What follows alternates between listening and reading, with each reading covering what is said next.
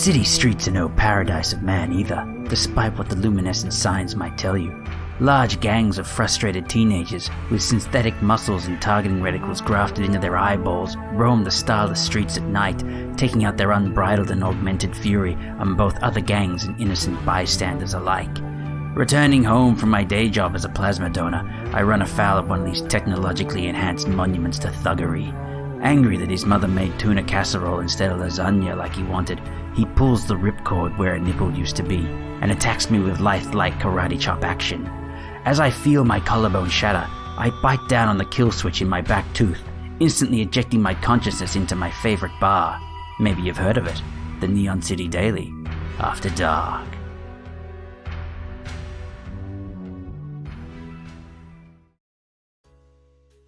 So hello again, everybody.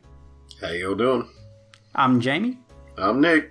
And as always, we've got a lot to talk about. Isn't that right, Nick? We do. We have piles to talk about. So, you start. I finished Beastars. Oh, yo, so did I. Yeah, so that's where we need to go with that. I actually sat down. It was pretty much the day after our last podcast, and I was like, no, I need to do it before I forget. And I also watched Tiger King twice. Oh yeah, you really put some kick into that. Dude, what the fuck? Yeah, that's why I told you should watch it. Because what the fuck was that? Yep. No one's really fucking sure. The guy that made it's not fucking sure what that was. Now, So... should we save these topics kind of for the end so we can kind of go into spoiler territory and people can just kind of shut off if they still want to see these things and haven't yet? Maybe. I think that might be for the best. I think that might be for the best. That might be the most courteous thing we can do. Well, there you go. That's the warning then. So heads up, everyone. We're going to talk about this stuff later on. Yeah. Keep listening, and then if you've already seen these or you're not worried about spoilers, you'll find out how we deal with them. Yeah, and we will also give a spoiler warning when we get to them as well, just so you don't have to be constantly on the ball for do I need to turn this off now? Are they segueing into it? So, I mean, I guess all that's left really is the video games, Nick. This is the video games. Not the video games! Have you played the video games? Man, I have just been playing Monster Hunter. Yeah? That's it. Yeah. That is all I've played. I've just kept playing Monster Hunter. And it's not necessarily a bad thing. No.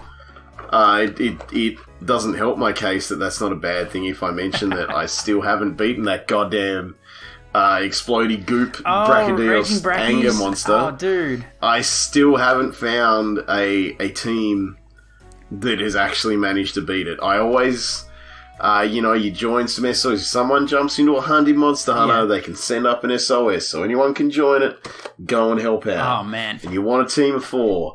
And you get in there and you're just like, alright, cool, let's go.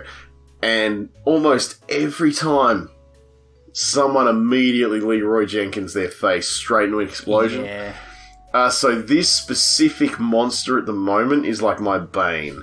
I can do every other hunt you put in front of me. Especially if I chuck up an SOS to get some other people, or I join an SOS, it's fine. Every other fucking hunt is fine. Oh, have you tried Furious Rajang? Yeah, I've done the Furious Rajang a couple nice. times, Okay. actually. That was, and he's a dick. He's incredibly hard, he's incredibly fast, incredibly tough. He sounds way too much like a giant penis, but... Beat for beat, sounds like a penis. Big one, crazy.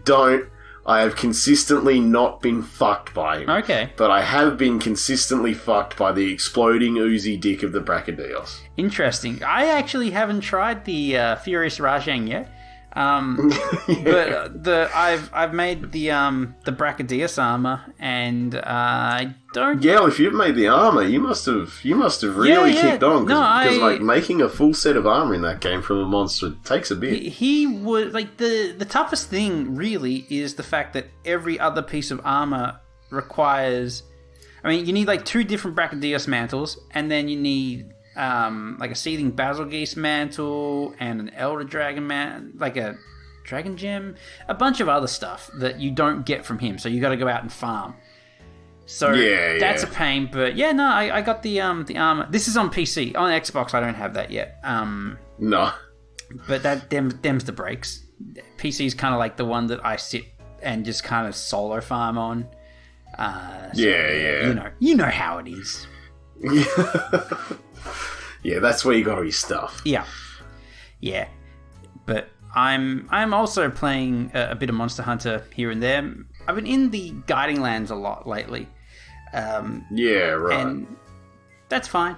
I've just been kind of like doing a lot of grinding in there and trying to level up my stuff. I found out that to get like the healing augments, you need to be basically Master Rank 100. So I'm just pushing towards getting to that at the moment. Yeah, right. Because that's like your overall just like kind of XP in quote marks skill level. That's just how much you play the game. Yeah, right? And there are 3 quests that you have to do as kind of stopgaps.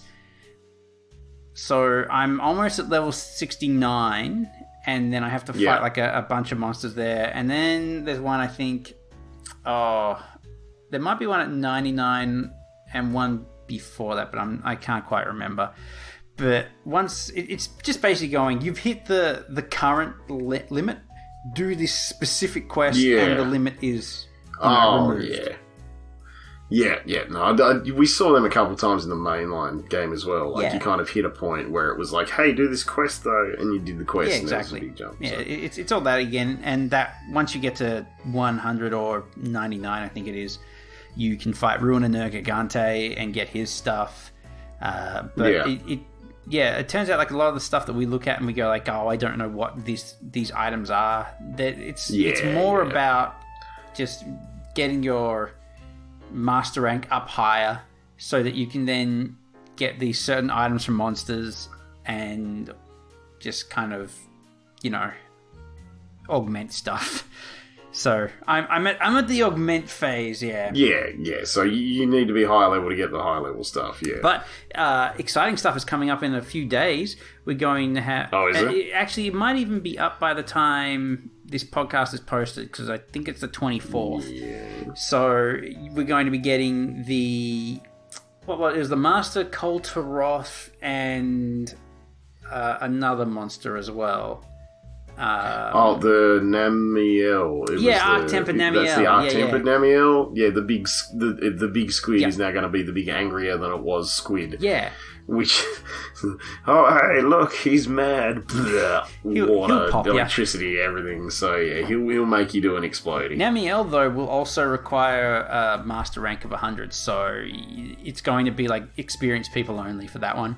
Yeah, did see that too, and that's a limited thing, isn't it? Yeah, it is. Yeah, so it's yeah. I kind of wish that some of this stuff was just added, just in general. Like I get having events. Okay. I get having events, but I feel like there should just be some things like, hey, look at this monster, and it's not like a raid or a thing or whatever. Like if it's just a normal monster with a variant, like surely you can just let us have that. Yeah, I mean, we do get I'm pretty sure the the Master Rank Koltaroth isn't going to be limited. I think it's just the Arc-Tempered Namiel.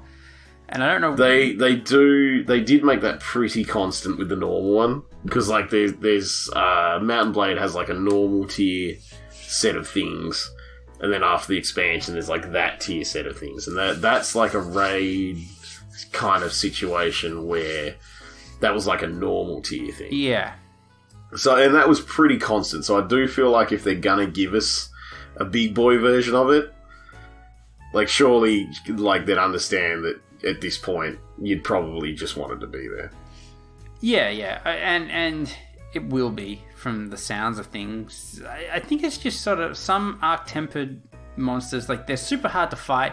They're just there for a limited time. I think the whole idea behind it is it's sort of just bragging rights. Yes, I was able to kill this thing, and yes, look at the armor I have now, and yes, that is Arc-Tempered Namiel armor. That's cool of you to notice. Oh Oh, you know that's going to happen too. Like, it was one of the things that didn't really happen a lot in the base game because the Gathering Hub was garbage. Like, you didn't really go there. But now with the expansion, with the rad Gathering Hub where you can do everything you need to do anyway and just hang out with your buddies, like, in the game, there's going to be a bunch of people seeing it, especially when, like, raids are on. Because raids are, like, server-wide events that you want other people doing to be able to do. Yeah. So, I mean, yeah, you're going to be able to pop in to go like, hey, let's find some people to do this raid with, and then you're going to be like, oh, I see you're doing this raid too, but you don't have this. This monster's armor! I think so, what actually happens with the raids, what I've sort of noticed, is it tends to be more what's your MR rank. And I guess just your MR. MR rank's a bit redundant. Well, but if you don't have like a high enough MR, sometimes you get kicked. That's happened to me before. Yeah, I've been kicked because I've joined a thing where people have had like MRs in the multiple hundreds, and I've joined MR rank 55 or something, and they've gone, I'm sorry, you just clearly haven't played enough of this video game. Oh, jeez. But you know that you get that kind of stuff wherever you go, and I kind of understand it because even though I've put a ton of hours into the game, there are still, you get to a point where it's like you still kind of go, there's so much to learn.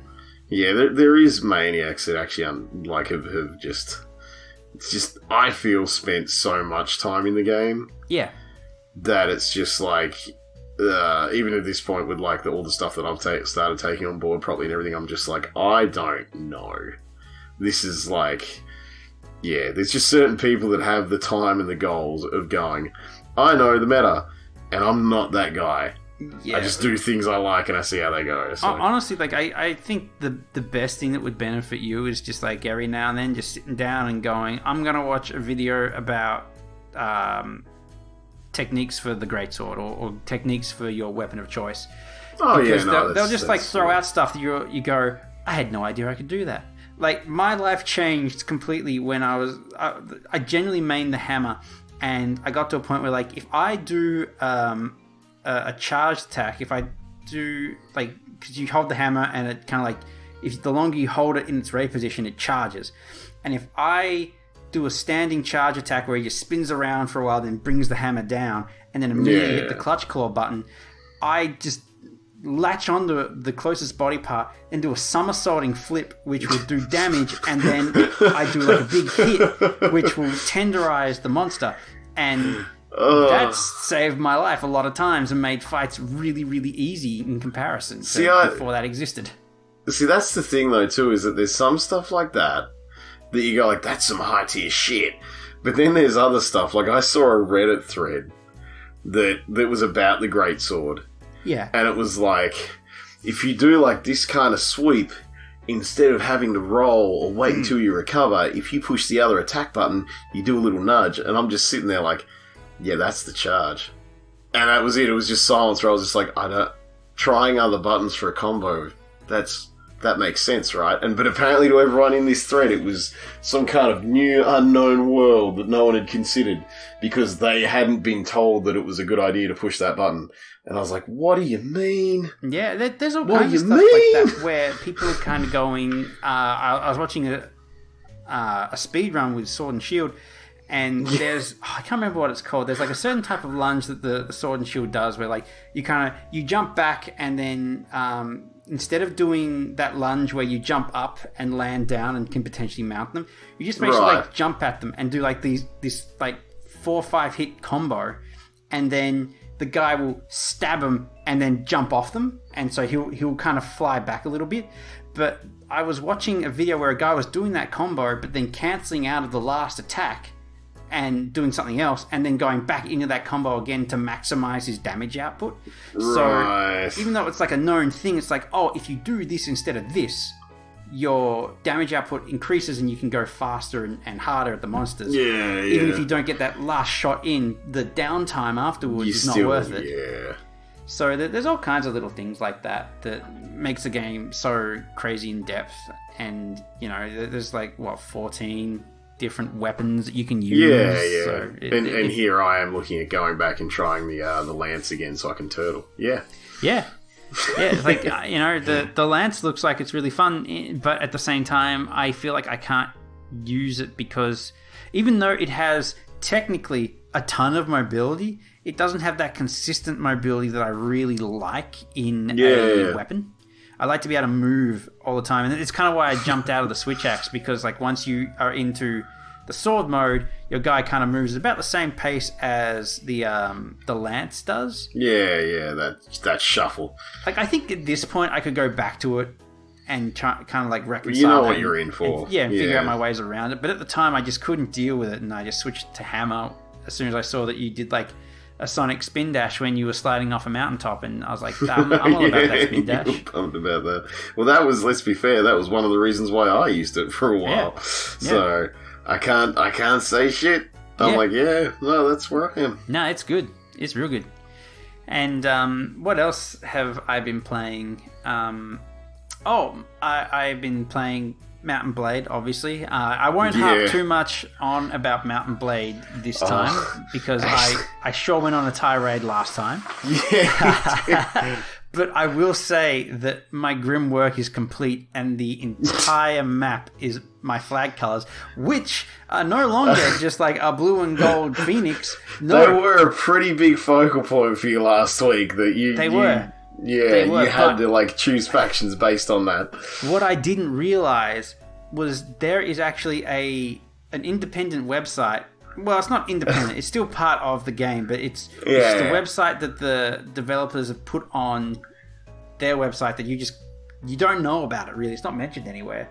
Right. And it just lets you basically form a flag using what's basically symbol chat from Phantasy Star Online. Yeah. And some people have gone insane with that. And so I ended up just having an army of just like this anime girl on my flag because I'm just spiteful like that, and I made the entire world anime girl. You just wanted to spread weeb. Yeah, the kingdom of Weebonia, it knows no bounds. I really hope that's the actual name of your kingdom now. Nah, it's still Von Timblewimble. I could rename it, but honestly, I was far too concentrating on just killing everybody, and I did.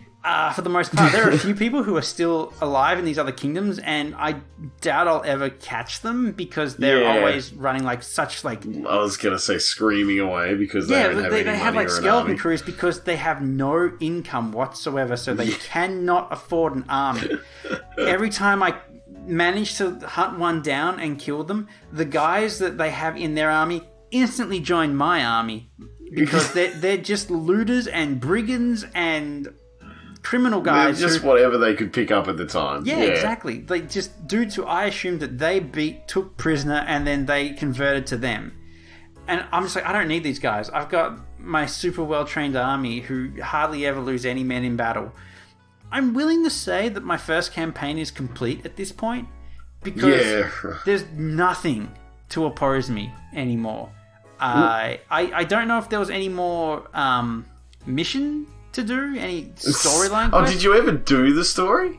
Well, I tried, but there was... Or did you kill everyone before you could do the story? I feel like that's part of the story.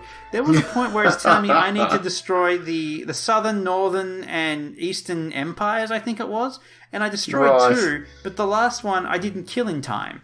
It's gone like, you didn't do it in 10 years or whatever, and like, the passage of time is an unclear thing in that game.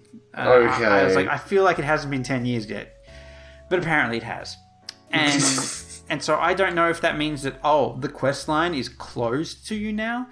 There is also another quest line that's clearly not implemented where a conspiracy, it goes, stop the conspiracy! But it doesn't give me any information. Do you stop the conspiracy by killing everyone? Because I feel like you apparently not, because even though everyone is dead, it keeps going, stop the conspiracy. And then a little while later, it would be like, mission failed. And then it would go, stop the conspiracy! So... Nice. Yeah, that's clearly an early access situation there. Yeah, working as intended. Yeah. Sounds bang on. Yeah, so that will... They'll add to that. I mean, they're, like I said the other day, they're constantly adding to it, so that's fine. Actually, I did just on that note really quickly, I'll chuck that out there. I was speaking to someone tonight, and they did say that they've already patched a bunch of RAM leaking issues. Okay. So, Yeah, oh yeah, no, the patches are daily, and they've also split off, and they've got like a beta branch for the early access game where you can just kind of go, just throw out all your untested fixes, and I'll be the one to test them, and we'll see how that goes. yeah, okay. I didn't sign up for that one. I was like, nah, it's fine. I'll just let other people deal with that, and I'll just kind of enjoy my game. So that's what I've been doing. I have conquered the world. I've literally conquered the world. I've taken over every settlement, every castle, every big city. It's all mine. I've got like $50 million. I'm untouchable. You've done what I never managed to do in the first one, so I mean, grats, I guess. Yeah, and I didn't. I mean, there are multiple ways to do this. I know there are. There are like you can do things where you up your trade and you up your charm, and you can basically buy stuff from people. Or man, if you up your trade enough, you can trade for settlements. Yeah, but you want to know what settlements cost to buy because the game's broken at the minute? It's $1. Nothing. Oh, they count as a negative in the trade value, so you just do that. You just take it for nothing. Yeah, okay. I thought it was a buck, but that's even better. But yeah, either way. I watched a guy literally yesterday. I watched a dude buy all of the map for nothing. Yep. Every now and then he gave someone some puffy undies or something. Oh yeah, very good, very good. That was it. Yeah. They'll need it for all the shit that they're going to be throwing into that when they realise that they don't have any income. Well, they managed to because the village or castle, whatever, counts as a negative. What the dude that was making that, I think it was the Spiffing Brit. That was what. Oh yeah. He would also take most of their money. So he was literally just bankrupting these people and taking everything with no repercussions. Excellent. Every now and then you'd see like a minus to his like thing with those people come up, but that was it. Yep. Didn't matter. They had like 10 guys after a couple of days. So yeah, there you go. Actually, I need to go back into my game one more time before I go into a different campaign, because I've just remembered that I killed my wife's entire family. And I haven't seen her since I did that. And I'm wondering if she's going to be mad? Well, maybe. The only time I've ever seen her mad was like one time I was at the castle, I talked to her. This was before... This is during the courtship, I guess you'd call it. Yeah. And then I went to a different place and I fought a tournament and I went back and she's like, "You've been gone too long, I'm very mad." And then I married her. So that was weird. But and then she just started having babies while you weren't there, which you maintain are still yours. And I'm just like, nah. Yeah. Then I put her in a garrison so she'd stop popping them out. and I haven't gone back to the garrison. So I wonder if I go back there and our eyes meet, will she fall pregnant again? Or will she go, "I can't believe you killed my entire family. I'm really unimpressed with this." I was going to say, or would she be pissed off because you killed her entire family? I wonder. Because I feel like I know what the more realistic option would be. Actually, maybe I didn't kill her entire family. Maybe I'm unclear as to whether I murdered my mother-in-law. I actually may have taken the mother-in-law and just put her in jail. I can't remember because there were a couple of times. Because all right, so hear me out. This is going to be a pretty hard one to hear out. You jailed your misso's mother. She declared war on me. She declared war on me, and in fact, to be fair, at first, it wasn't her. It was her husband who declared war on me. Then he died. Yeah. Then I made peace. Okay. Then she declared war on me. And then I ran her down one day. She was just there. Like, "Oh, I gotcha." I'll grab you. So I killed all her army, had her hostage, and I'm thinking to myself, all right, I'll just keep her in my army, like just as an army prisoner for a little bit. Yeah. That'll be fine. And then I'm wandering around, I get into another fight with some jerk, whatever, and the fight ends and she's escaped. Blah. And I'm like, oh, that's a pain because she's still amassing armies to try to mess me up. So the next time I ran her down, Yeah. I was like, well, one of my settlements is right here because I just took it. You tried to stop me. I'm going to put you in the dungeon in there.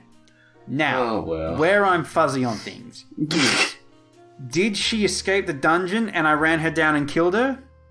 Or is she still in there? Do you remember what dungeon it is, or are you just... No. Alright. There you go. I got no clue where she is. She's dead. That's the end. Well, I can go to the encyclopedia and check out like who's dead and who's alive. Yeah, but who does that? Well, it's the end. No one. So it's not that hard. No one does that. No one ever did that. If she's alive, then what a good husband I am.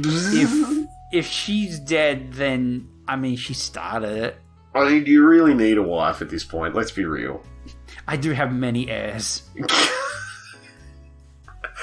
I wasn't necessarily going with that. I was more thinking you've literally conquered the world. But yeah, right. But like, if you're in a medieval timeline, what do you care about after you have conquered the world? Clearly, you care about your bloodline, your lineage, and all that stuff. So I have many heirs. So technically, even if she does hate me and refuses all of my character's advances that you never get to see, it doesn't matter. I've still got Hightop. I've still got Hagrid. I've still got all of the other ones that I had. Yeah. Dad of the Year award. I remember two of my 8 children. Yeah, you remember the names of 2 of them, so I guess that's a bonus. Yeah. Hightop and Hagrid must be pretty stoked that they got remembered. I just love that as soon as you say that name, I'm immediately like, I know why he remembers them. It's because they're the names he laughed at the most. I think one was Hot Dog. A lot of H names in there. I was going to say you're running with the H name scenario here. Yeah, I don't know why. Dude, I must have just... Every now and then whenever I'm naming stuff, because I love to name, like, Pokemon and random characters in games and stuff like that. Yeah. I notice that I tend to just sit on a letter and then just do different names on that letter. Oh, wow, and yeah. I suppose that the H letter was the one that won the coin toss in my naming conventions during this campaign of Mountain Banner. So that was it? Yeah. Yeah. Mountain Blade, not Mountain Banner. I keep Banner. messing up the name. It's late though, so... It is pretty late, and it is... There's been a lot of iterations of this game. So I can understand why. Have you been playing anything else? I know you're looking at picking up Mountain Blade. I am looking at picking up Mountain Blade. I was kind of debating about that tonight, maybe. But I haven't made that decision, and it's very late. And I have a video to edit. So I'm like, maybe not tonight. I do feel like I am gonna need to make sure that everyone understands that anytime they see me streaming, because that's what I was thinking about going Mountain Blade 2 for. I was like, I should stream it. I should get it, and I should stream it. That'd be interesting, right? Maybe, as long as everyone understands that this After Dark podcast is probably the same theme of the language that'll be running in any stream that I do. Oh, that'd be fine. Because, my God, I just feel like... Because we played League of Legends the other day, well, I did, with Josh and Dave, and I'm pretty sure I said some fairly regrettable things, because League of Legends does that to people. So... No, I think it was okay. From what I remember, I didn't pay much attention, but I mean, because, like, let's be fair, League of Legends is boring as balls to watch, so I tried. I will throw that out there that I did feel that a little bit. I was like, man, I wouldn't watch this. But I'm also not interested in League of Legends, so who knows? League of Legends is boring as balls to watch, and you guys didn't have the stream chat up, so when I was talking to you, you didn't answer me, so I'm like, where's the fan feedback? Oh, yeah, I didn't even consider that. that. So I just pieced out after a while. I went and harvest wetfish. I like that was what it came down to. It's like, no, you know what, I'm just going to go catch some more of these fish. Dude, it's so easy to get. You know, you can do that mission in a minute. You know? Yeah, or Monster Hunter giving you that mission to get you like one of the best items in the game at the minute. Yeah. And it literally takes like 30 seconds. You just go over the thing, get the thing. I'll take the thing. It's all good. Yeah, it's pretty good. And what I've also been playing is... hang on. let's look, before we keep going, I will point out, because I mentioned the streaming, and we've already mentioned Monster Hunter, and I'm going to be installing Monster Hunter, and I didn't mention this on the main podcast, but I am going to be playing Monster Hunter with my brand new, in packet still, because I'm looking at it, because I got it in the mail today. Oh shit! Spectra Enhanced Wired Controller. What does that mean? It's got lights. What? It's got lights and 2 mappable advanced gaming buttons, which I will probably ignore. Oh. Yeah, so Cool. I mean, because I like having a wide control pad to play my PC games on when they're warranted, and I decided to get one. Yeah. And this was just like a nice budget option for an actual hefty nice control pad. Yeah, fair enough. I just used my my Xbox One control pad. I got so many Xbox One controllers. And I don't even know how I got them all. Right? So. Well, I've got, I'm not really sure. I've got 2 white ones because we have 2 consoles in the house, and they came with that. You got the S's or whatever they were that were white. Yeah. I got a black one right in front of me. I'm not sure where that one came from. I know I've got one that I bought just when they first came out because I wanted a new wired controller. I got another one that I bought while I was in Canada because I wanted a wired controller. I got another one because when I got the Oculus Rift, I bought the version that didn't come bundled with the touch controllers because the touch controllers came 3-4 months after the actual Rift launched, I think. There was a gap. And so I did buy them as a bundle, but they were just separate boxes. And at the time, the Rift just came with a single tracking device and an Xbox controller. So I got that. Oh, yeah, right. Yeah. Okay. And so I'm drowning in Xbox control pads, and I'm not... I think one of them broke. That's why I bought the other one. But yeah, it's... Yeah, I do know that you replaced one. And Yeah. I don't know which one it was. So that's why I didn't jump in there. Yeah, so I've got a ton of them, and they're just around. So that's what I use. They're pretty good though. As far as a control pad go, plug and play, nice. Yeah, and I mean, this, as much as it's a Power A, it's also Xbox branded. Huh. So it's I don't know.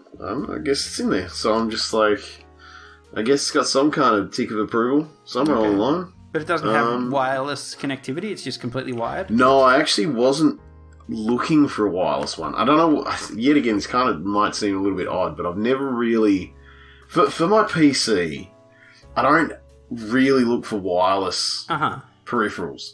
I don't know what it is. I have had a couple bad experiences with wireless keyboards and mice. Sure. Just somewhere between some delay and some just kind of not understanding what they were supposed to be doing, and then when the battery starts going and you're sitting there fighting with it, just going, what the fuck is wrong? And then you realise you got to charge it and shit.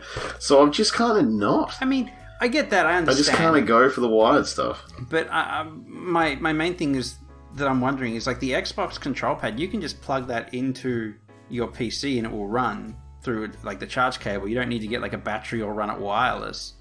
Realistically, the situation I'm in at the moment is the only reason I haven't done that. So Yeah, okay. Yeah. But yeah. Yeah, it's just everything I've got at the moment is just kind of separated to the point where I literally just set up my gaming PC. Yeah. So it's just fuck it.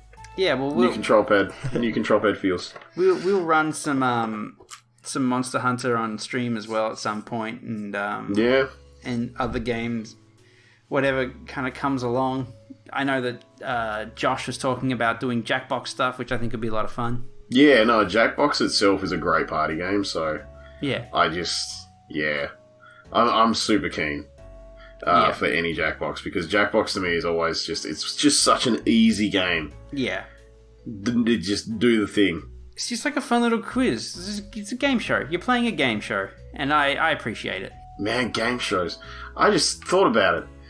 When was the last time you saw a game show that was just a normal game show that wasn't 500 people in a circle staring at briefcases and shit? I don't watch TV. Well, neither do I. It's been a while. I haven't seen that in a long time.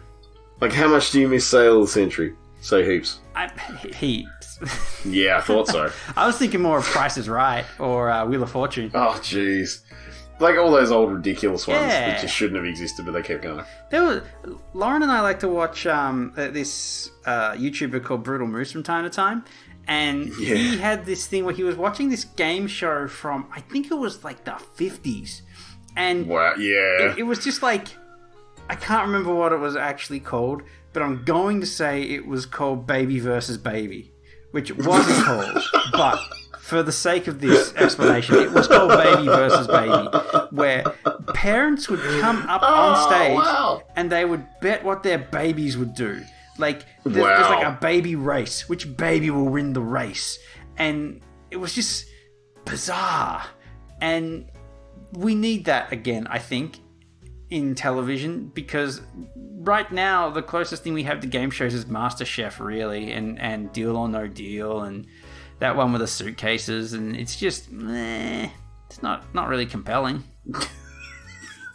I like how that's what it came down to. It's not really compelling. Yeah. But those babies. Have a baby fight another baby, and I'll watch your show, okay? Give the baby a knife if you want. I don't care. I'll watch it. I'm sorry, I'm just processing baby with a knife. I feel like that's a lot more likely to induce injury in the baby with the knife as it tries to chew on it or still just look at it. I don't care. You know, that's the thrill of having a baby with a knife and another baby with another knife. What will they do? They don't understand what a baby with a knife is meant to do. They're figuring out as they go, a lot like the rest of us in real life. So it's kind of a metaphor for just the human condition. A baby with a knife.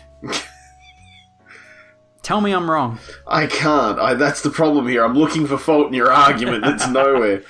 So, I've also been playing a whole bunch of Persona 5 Royale. Oh, yeah, you got that. Because Persona 5 Royale, we both, I think we mentioned before, we're both big Persona fans. Mm-hmm. You really just ruined my life by getting me into 4.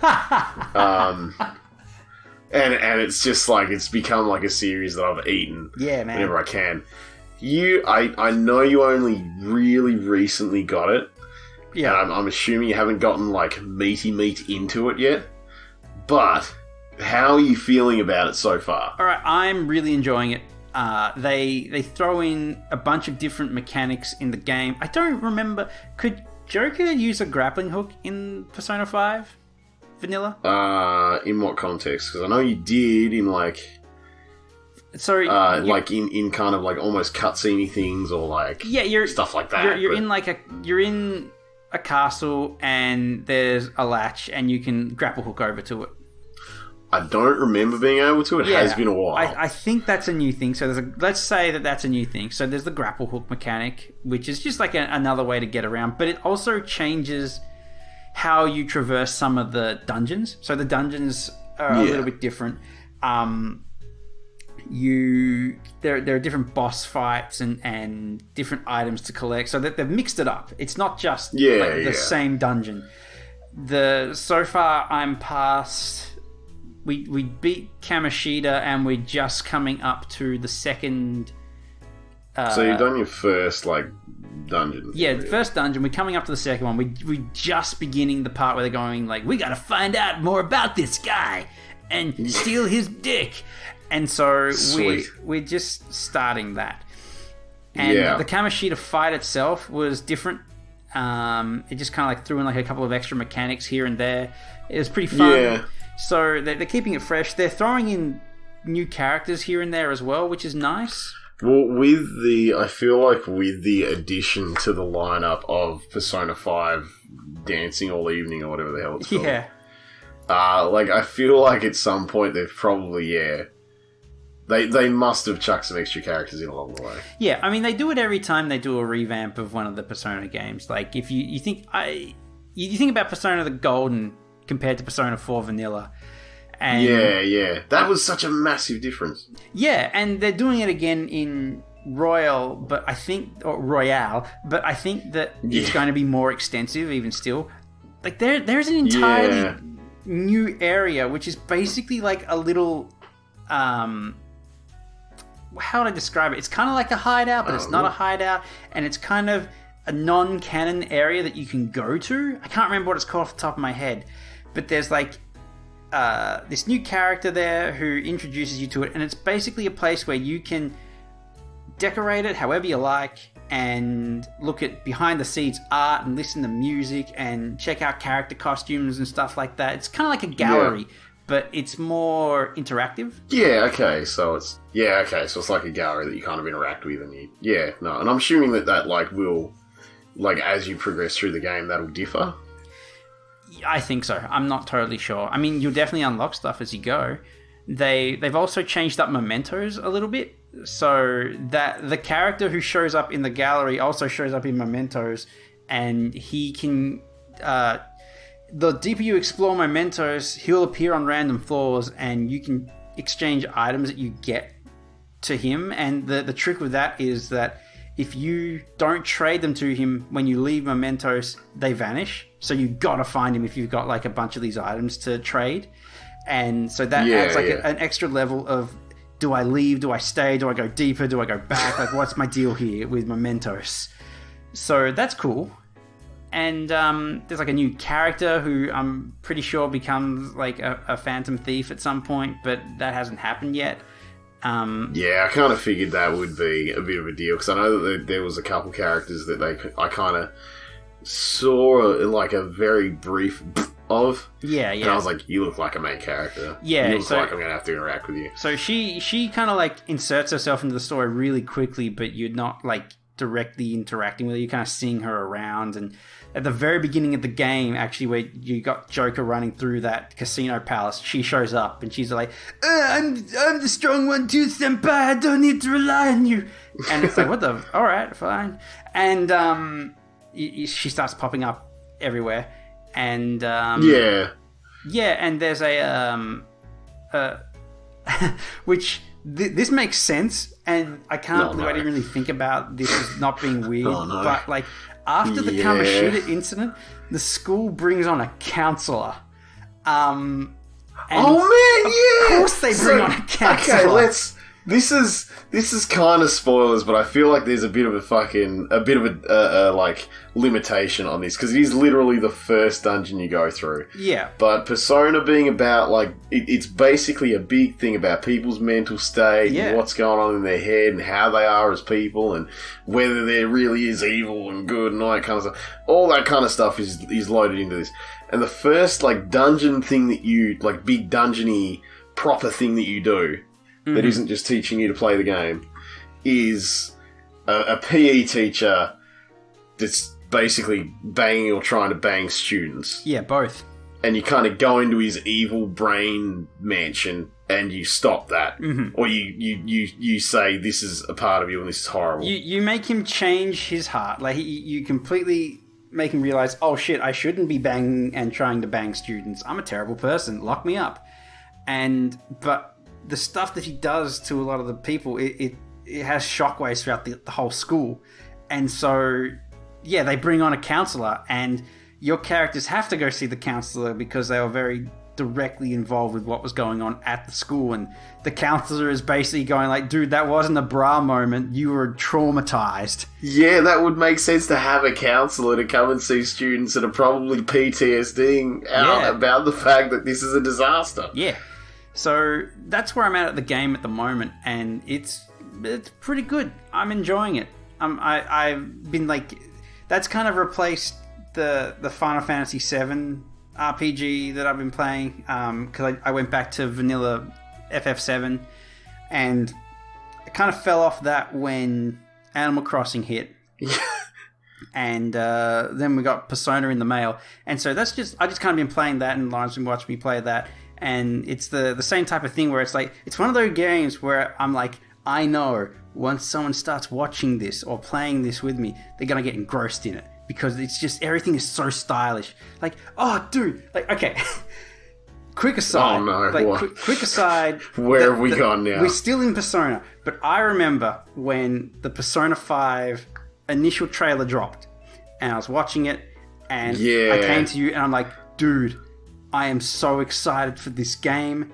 The menus are incredible. And you kind of like, I know I was typing at Yeah. you, but I'm going to say you gave me a look and you went, I don't know how I feel about the fact that you are telling me that the menus are good. What does that say about the rest of the game?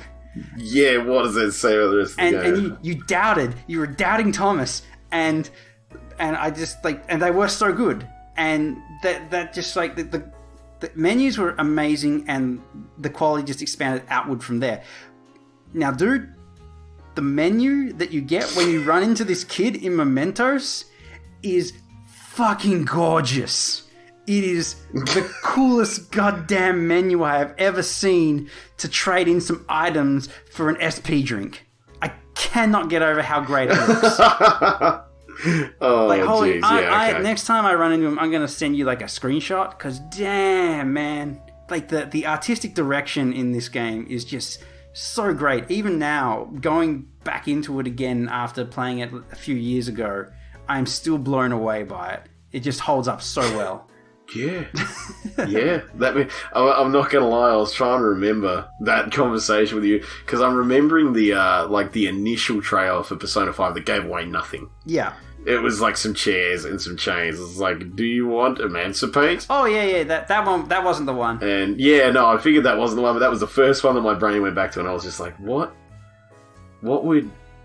And that was what I was trying to remember the whole time. But then you're like, I was like, oh, wait a minute, there was more later. Yeah, it was the first gameplay reveal trailer where it showed you like the protagonist, who I have dubbed Dorito. So it showed Dorito going to the pharmacist, and you know, she does like that chair spin cross leg, and it goes into the menu, or when you go to the gun guy and it like does that. Yeah, thing. that's right. Like yeah, they were so cool and so stylish, and hot damn, whoever did that, they better got good money for that, because one hopes so. You look at, like it's. I mean, okay, so you look at say a lot of current games now, and the UI is okay. Yeah, sometimes usually. you get really really crappy UIs, like every time you see an ad for like Raid Shadow Legends on a YouTube channel or something like that. Yeah, that was a fucking pull.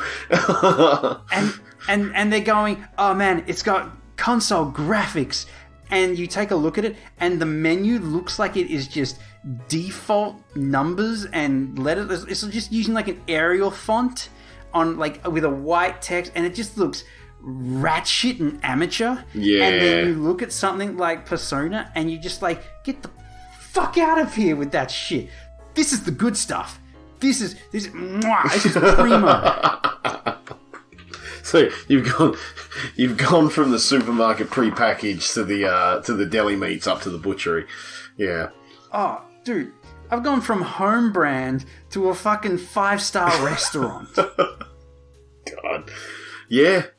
Yeah. You know what the worst part about this whole conversation is? That when you said Shadow Legends, Raid, Lair, Poopy, whatever it was, I can guarantee that everyone that heard those words knew exactly what you were talking about.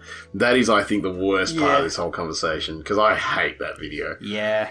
It's shit, but it's just like, it's backed by a casino who have like a shit ton of money to burn. It's backed by a casino? Yeah. Wow. It's backed by a casino, and so they're just like throwing money at people to be like, I love Raid Shadow Legends. Yeah, It's got graphics like on the consoles. Wow. Wow. And so they don't care how much money it costs to promote it, because like not only are they a casino is backing them, but anyone who does get involved and spends a ton of money on it, like it's gambling, but there's no payout.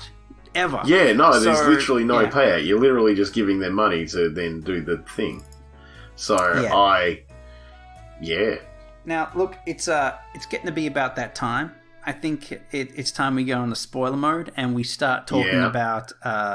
Let's start with Beastars. Yeah. So, Nick, you finished Beastars. So I did finish Beastars. How do you feel about it? Is it bad that I'm upset that the wolf didn't rail the rabbit? I thought you were about to say, is it bad? And just leave me at that. Just leave it. Is it bad? Done. Entire essay sorted. Finished.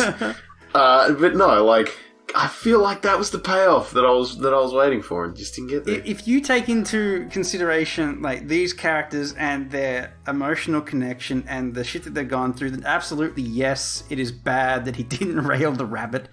And the fact that he tried and she was like, "I'm trying to jump into your mouth." Sorry. Yeah, that was like actually probably the biggest part that threw me about that.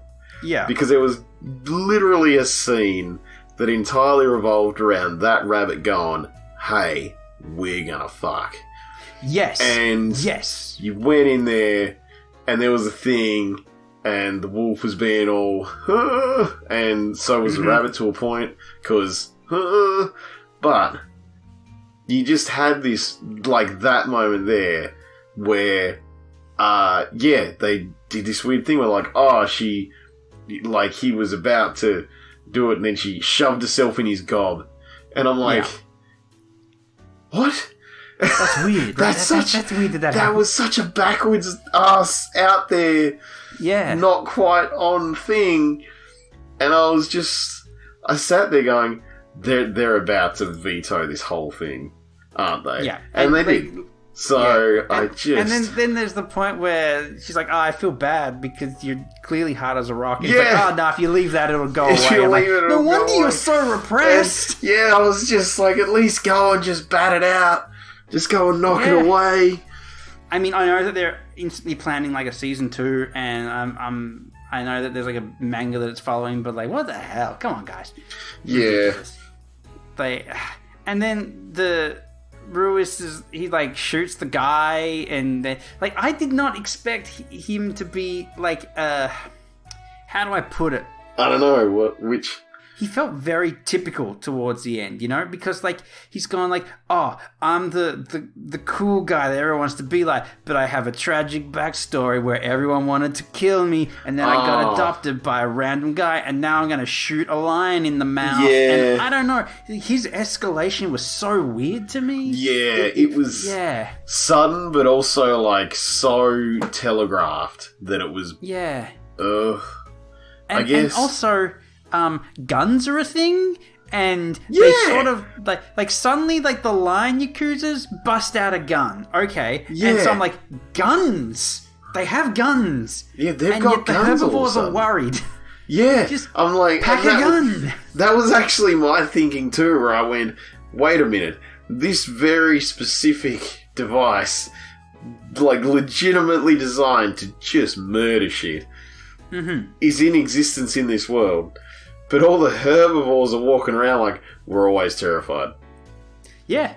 What's going to stop you from packing a 9mm, Mr. I don't know, Beaver? Like, just...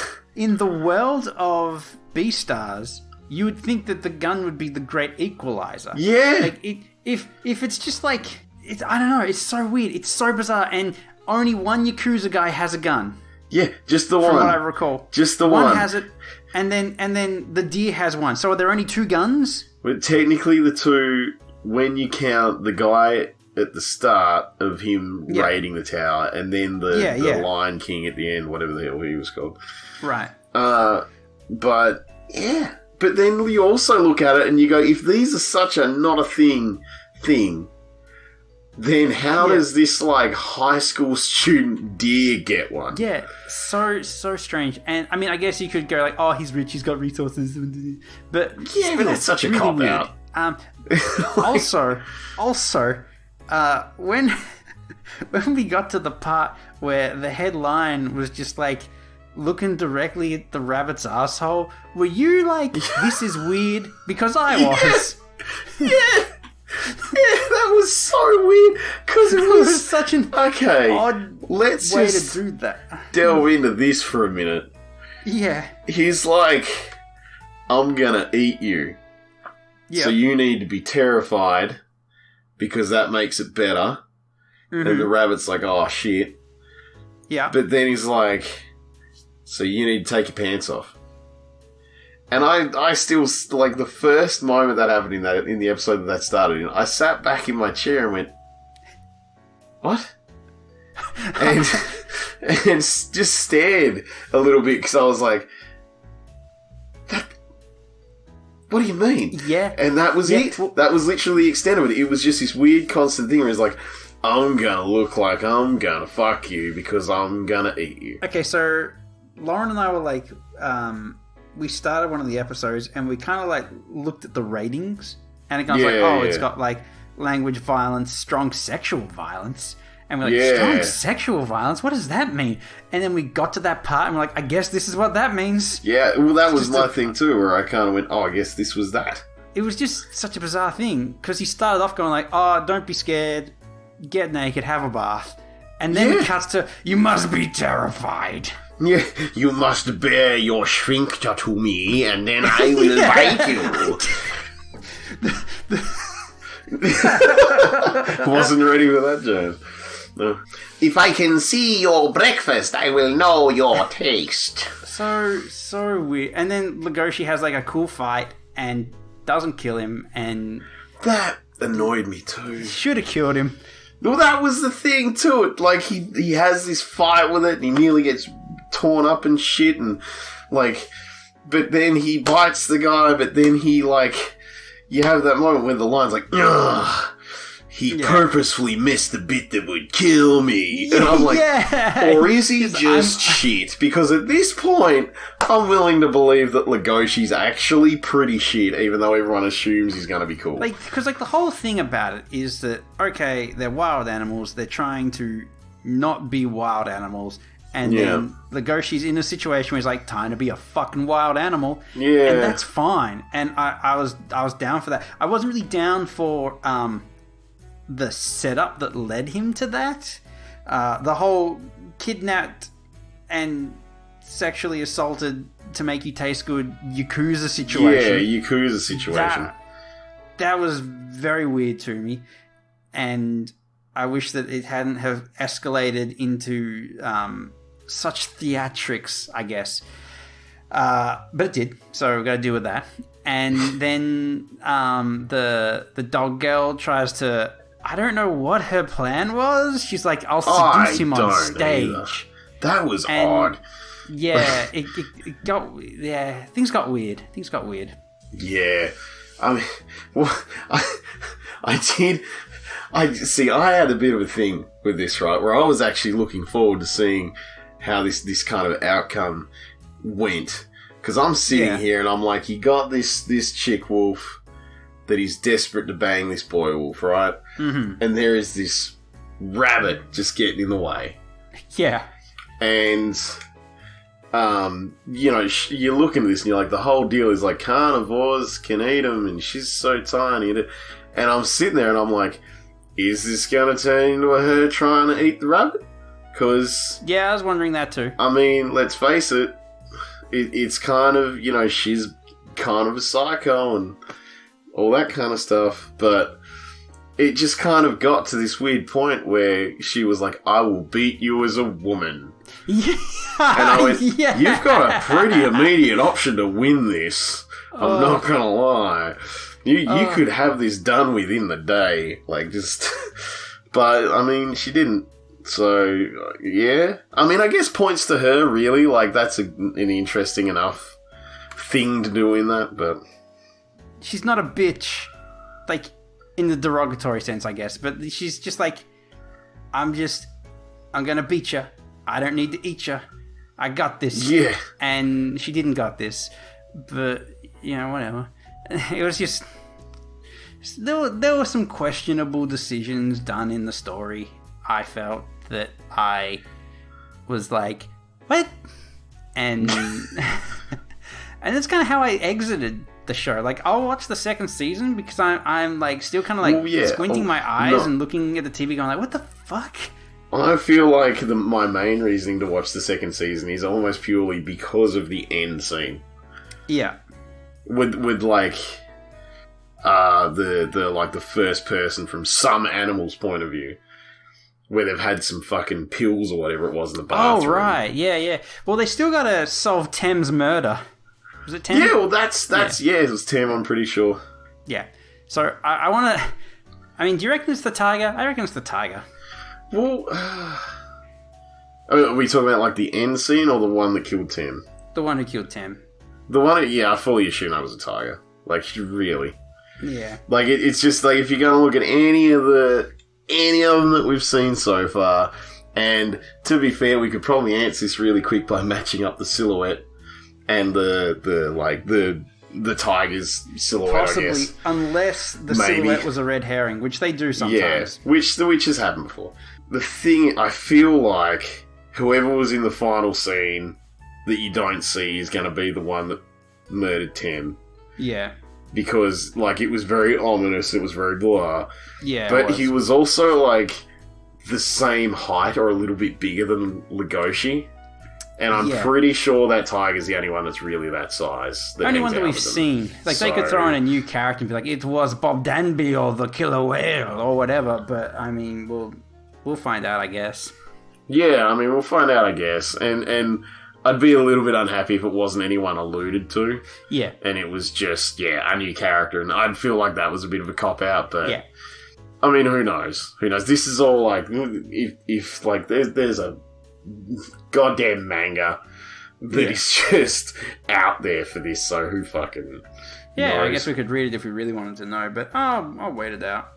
I'm sure Netflix will fund another season. This one's done really well. Yeah, well, it did say see you in season 2 at the end of it, so Yeah. I assumed that like it was funded for, because the 2 seasons that they do with anime now is basically like how it used to be, where it was just 26 episodes straight, but now they've broken it up into 2 but parts. now they've broken it up into 2 parts. Yeah. But yeah, and so I guess we should like, speaking of that fucking tiger, how about that Tiger King? Man, it is such a disaster. Like, nearly everyone in that, their life is just a ruin. Well, Yeah, kind of. sort of. Like, yeah. They are just a ruin. Yeah. I feel like the only person there who was like, you know, I was like, this guy isn't fucked up, was probably the head zookeeper, like I can't remember his name, the dude with the long hair.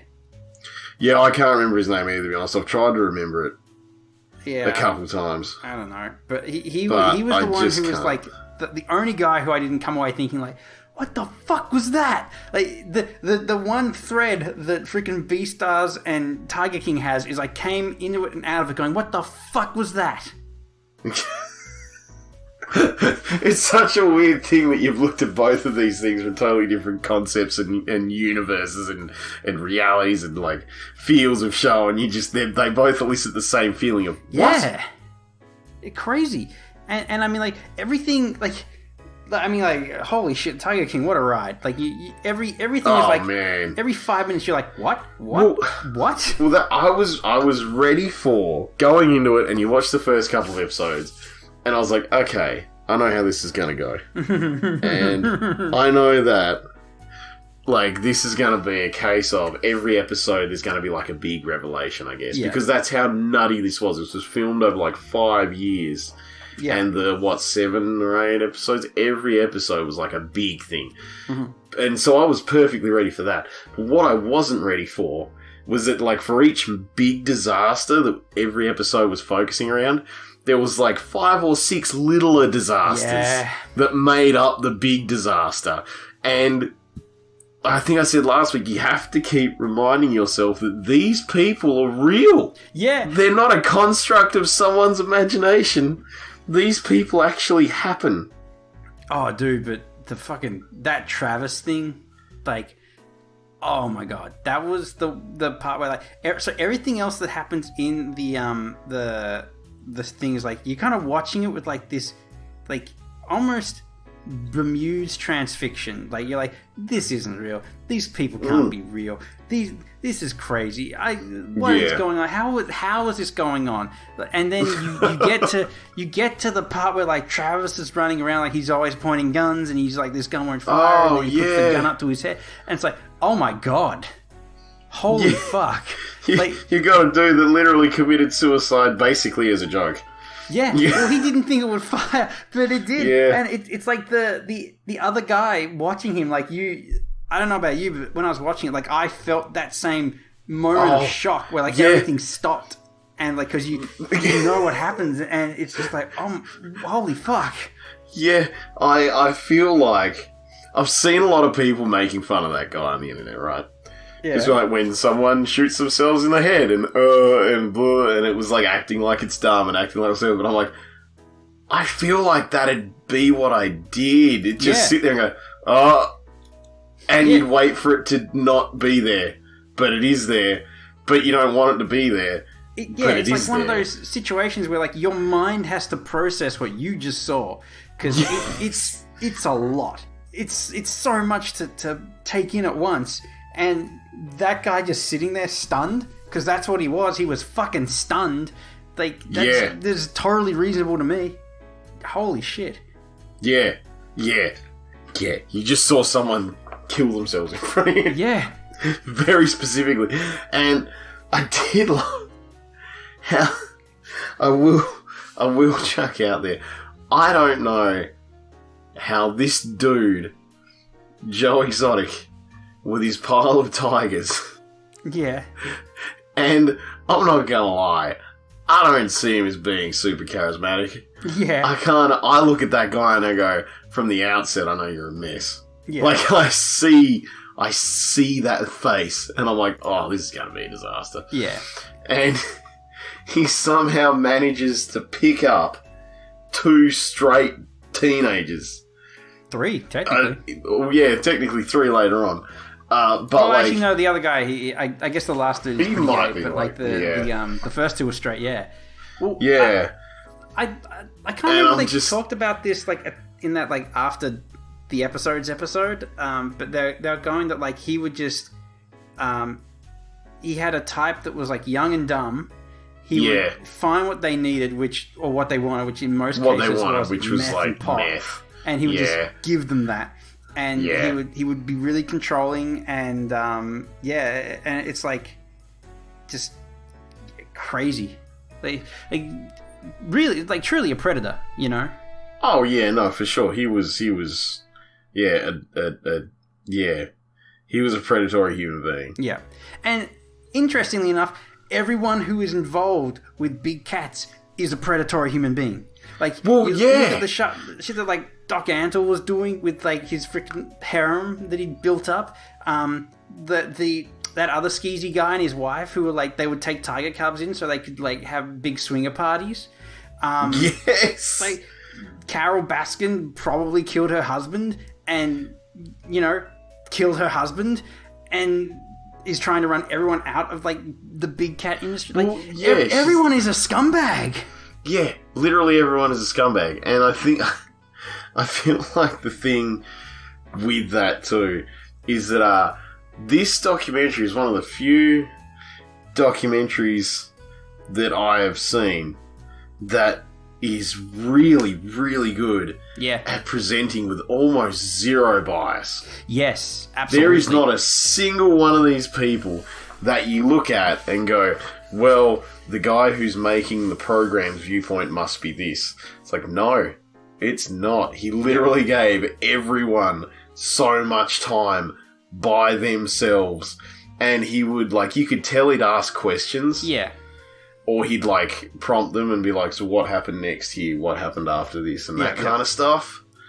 But, like, you just sit there and watch it and you're just like, this is just these people. Well, you can tell just how they are. Yeah, you can tell that he just, like, took footage and presented it without any kind of commentary because, like, there was... One of the really telling pieces, I think, that caught me was the first time he saw Doc Antle, the captain of the sex cult with tigers, basically. Yeah.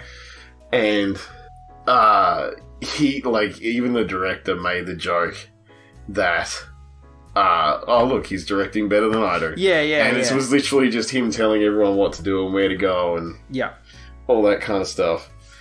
But I don't know, you look at that and you're like, he like, the camera was obviously just rolling. Yeah. And he's walked into this. Because who would want you to basically, them to see you getting told what to do by, and I say in quote marks, the talent? Yeah. And I think if the whole thing was presented with commentary, we would have actually gotten a a much darker picture of Joe Exotic as well, just based off like the ones like there are like a couple stories actually where that reality show director was saying that like somebody gave a horse to Joe to look after him. Look after him. Can you put him out to pasture? And they're crying. He's like, yes, of course, I'll take care of it. And then as soon as they go on, he shoots the horse, like gleefully shoots the horse and feeds it to the tigers. And like, because if that story had made it into like that documentary at any point, I would have been like, oh fuck this guy. And then there was like another one where they were talking about how like he shot a tiger, and he's going, oh, if I knew that it was this easy, I would have been doing it ages ago, you know. So they could have gone way darker. One he shot and he was just like, oh yeah, that was no super easy. I would have done that like a million times. Yeah, but like then there was another one that he shot because he was literally just like, oh, you've made me mad, bang. Or I was mad at something else. I think it was bang. But like, yeah, I did constantly like get surprised at how well he presented the people that worked for Joe. Yeah. Because they were just there and they were telling their thing. And I will admit I feel like he might have guided them a bit, because you could tell there were some times where they were like almost jumping ahead in the stories. Yeah. But he was like, hang on a minute. And you could see it that like it was almost like a very calm storytelling that they did. Yeah. But you could tell they weren't pumped. Like, they were just like, this horrible thing happened. But they didn't say this horrible thing happened. They said, and then this happened, and this event was da-da-da. And it was easy enough to listen to, but it was like, yeah, you could kind of tell he was just like, we actually need the story in a way people can understand. Yeah, we gotta make this digestible. Like, you know, particularly when, like... Because let's face it, that could have been one episode that was just... Joe's a nightmare, he shoots tigers, what the fuck? Yeah.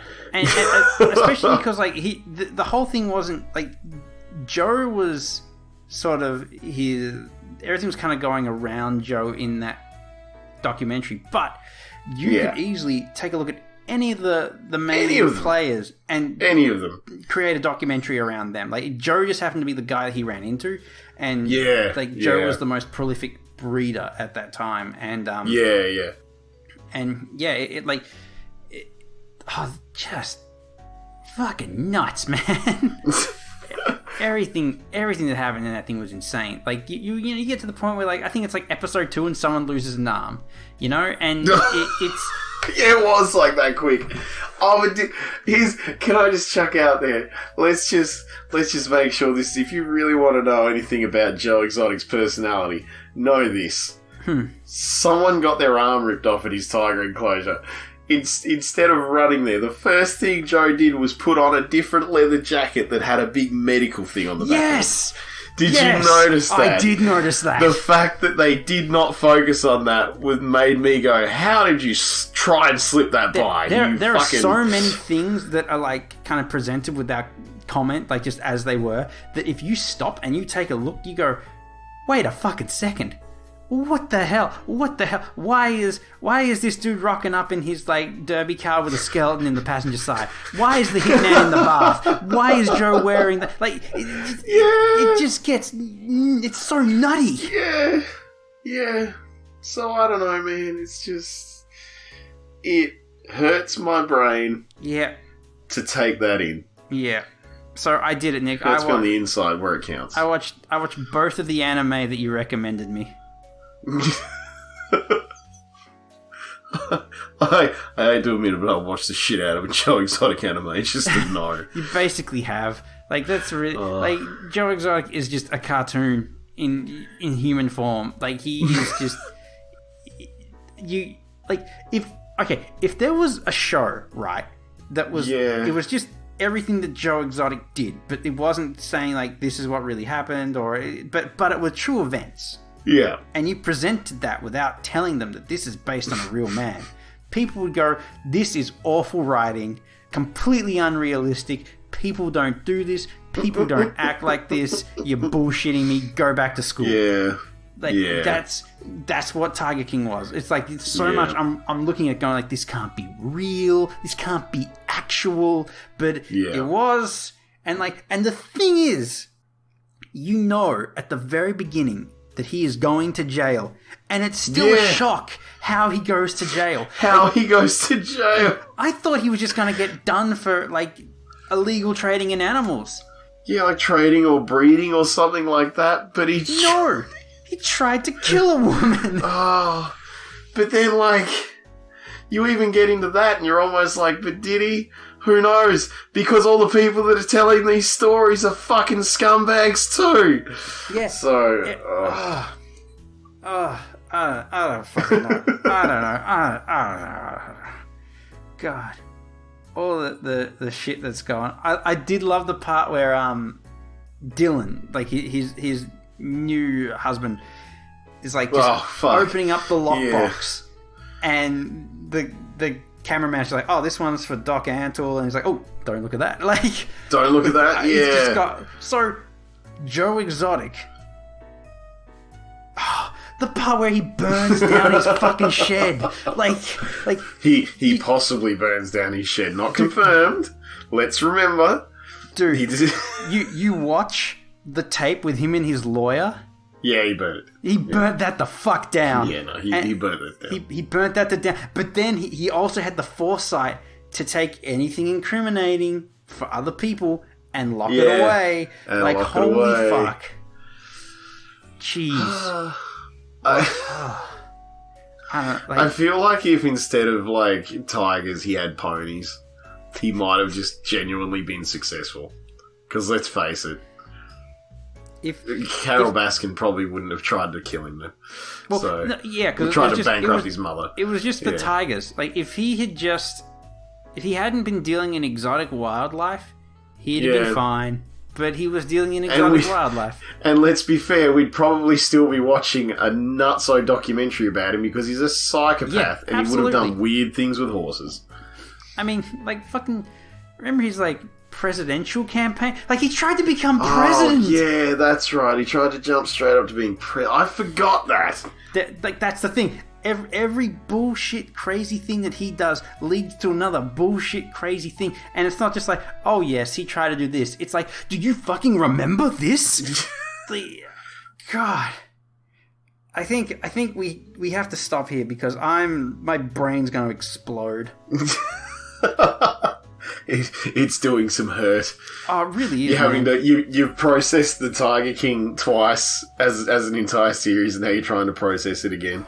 Yeah, I binged it the first time, and then I was I need to watch that again because that was a lot. That was a lot to take in. Yeah, I couldn't do that. Yeah, but any final thoughts, Nick? I feel like I should do what I did this week and set myself a goal to watch something or play something or whatever, but I don't have one in mind, so...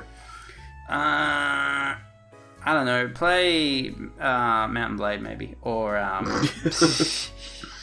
or try streaming and let me know how that goes. We will. I'm definitely going to be trying out some streaming. Yeah. So. I don't really have anything to recommend other than Persona 5 Royale, which I know you can't get access to at the moment. So yeah, whatever you feel like, buddy. All right. Well, I am. We did it. We did the podcast. We did it. We managed to get in there. Thanks for listening, everybody. Have a nice day and good night.